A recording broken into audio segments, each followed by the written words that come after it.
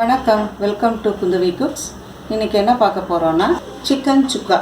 இதுக்கு தேவையான பொருட்கள் 350 கிராம் சிக்கன் சுத்தப்படுத்தி க்ளீன் பண்ணி கழுவி வச்சுக்கோங்க.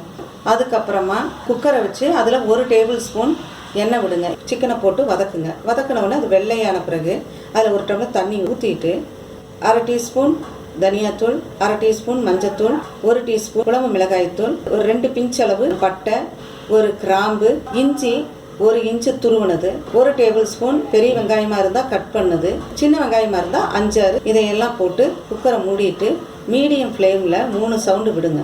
அதுக்கப்புறமா லோ ஃப்ளேமில் 5 நிமிஷம் வேக விடுங்க. வேக வச்சு எடுத்து வச்சுருக்கேன். தாளிக்கு தேவையான பொருட்கள்: ஒரு பே லீஃப், 150 கிராம் சின்ன வெங்காயம் கட் பண்ணியிருக்கேன், கருவேப்பிலை, 1 இன்ச்சு இஞ்சி, 6 பல்லு பூண்டு.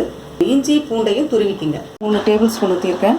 பே லீஃப், வெங்காயம் இதெல்லாம் வதங்கட்டும்.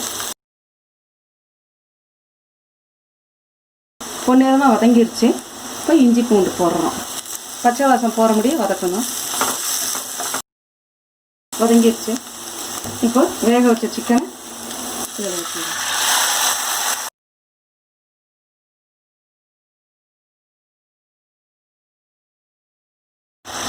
இந்த டைமில் உப்பு காரம் எல்லாம் பார்த்துக்குங்க. கொஞ்ச நேரம் லிட்டு போட்டு மூடிடுறேன். 7 நிமிஷம் ஆயிடுச்சு. நல்லா இந்த தண்ணியெல்லாம் சுண்டிடுச்சு. இப்போது இதில் என்ன ஹைலைட் அப்படின்னா, நீங்கள் எந்த நான்வெஜ்னாலும் சரி, மட்டன் ஆர் சிக்கன் ரெண்டுக்குமே கடைசியில் இறக்க போகும்போது கொஞ்சோண்டு நல்லெண்ணெயை தனியாக காய்ச்சிட்டு சூடாக எடுத்து இந்த டிஷ்ஷில் ஊற்றுனீங்கன்னா செம்மையாக இருக்கும். அவ்வளோதான். நல்லெண்ணெய் ஊற்றிட்டேன். நீங்கள் இப்படி செஞ்சு சாப்பிட்டு பாருங்களேன், செம்மையாக இருக்கும். கொத்தமல்லி தழை தூவியாச்சு. காரம் கம்மியாக இருக்கா அதிகமாக இருக்குமான்னு இப்போ பார்த்துக்குங்க.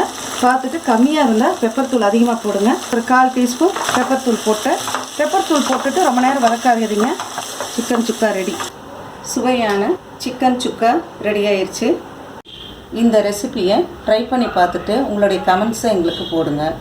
உங்களுடைய ஃபேமிலி ஃப்ரெண்ட்ஸுக்கு ஷேர் பண்ணுங்கள்.